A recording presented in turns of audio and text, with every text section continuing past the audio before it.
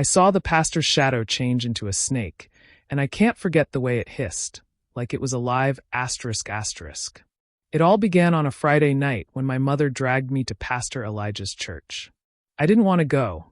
I'd been having constant headaches, and all I wanted was to lie down in peace. But my mom insisted. She'd heard from her friend that Pastor Elijah was no ordinary man. He was famous in our town, known for miracles that made even the skeptics believe. People whispered stories about him raising the dead, healing the blind, and making barren women give birth after years of waiting. God works through him, my mom said as she pulled me out of bed. You need this prayer. The doctors can't help you, but he can. I didn't argue. What was the point? The church was already full by the time we got there, buzzing with the energy of desperate people. The air smelled of sweat and burning incense, and the choir sang so loudly it felt like the walls were shaking. People were crying, clapping, and calling on God like their lives depended on it. Pastor Elijah stood at the front, dressed in a spotless white robe that seemed to glow under the bright lights. He was tall and charismatic, with a booming voice that commanded attention. Tonight, chains will be broken, he declared, and the crowd erupted in cheers. I tried to blend in, sitting quietly at the back while my mother threw herself into the worship. But I couldn't shake the feeling that something was off. The room felt heavy, like the air was thicker than it should be. As the night went on, Pastor Elijah started performing miracles. A woman who couldn't walk was suddenly running up and down the aisle. A man who had been blind since birth claimed he could see for the first time. People were falling to the ground, trembling and crying as the pastor prayed over them. Power of God, my mom whispered, her eyes wide with awe. But I wasn't so sure. Every time Pastor Elijah laid his hands on someone, I felt a chill run down my spine. It wasn't just the miracles, it was the way he looked at people, like he could see straight through them. And then there was his smile. It was too perfect, too sharp, like it didn't belong on a human face. When it was finally my turn, I felt my stomach twist. My mom nudged me forward, and before I knew it, I was standing in front of him. He towered over me, his yellow eyes locking onto mine. "What's your name, child?" he asked, his voice deep and commanding. "Amaka," I whispered, barely able to speak. He smiled that sharp smile and placed his hand on my head. His touch was ice cold, and I flinched, but he didn't let go. "Do you believe in miracles, Amaka?" I nodded because I didn't know what else to do. He closed his eyes and began to pray, speaking in a language I didn't understand.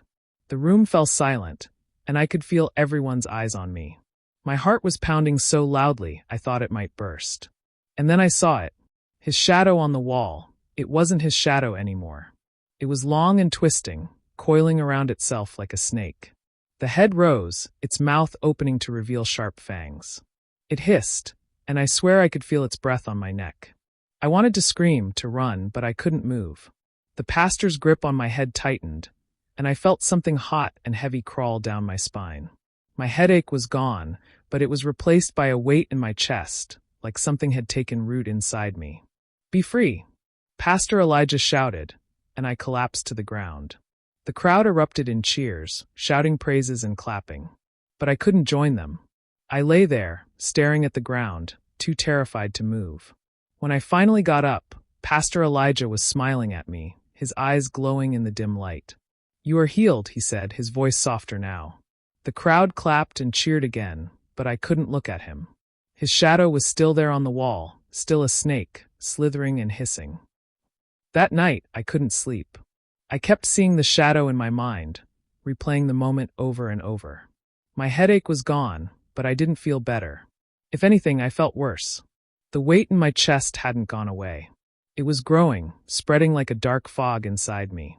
I told my mom about the shadow, but she just laughed. "You're imagining things," she said. "Pastor Elijah is a man of God. He healed you. Be thankful." But I couldn't shake the feeling that something was wrong. Over the next few days, strange things started happening. I would wake up in the middle of the night, gasping for air, with the sound of hissing in my ears. Shadows moved in the corners of my room, even when there was no light to cast them. And then there were the dreams. In my dreams, I was standing in a dark forest, surrounded by snakes. They slithered around my feet, their eyes glowing yellow, just like Pastor Elijah's. They whispered things I couldn't understand, their voices low and sinister. One night, I woke up to find a snake coiled at the foot of my bed.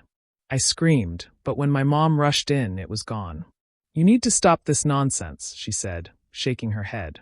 "You're fine. The devil is just trying to scare you." But I knew it wasn't the devil. It was something else, something tied to Pastor Elijah. I started researching him, digging into his past. What I found only made things worse. There were rumors, stories about people who went to him for help and ended up worse than before. A man claimed he saw Pastor Elijah talking to a snake in the middle of the night. A woman said her daughter disappeared after visiting his church.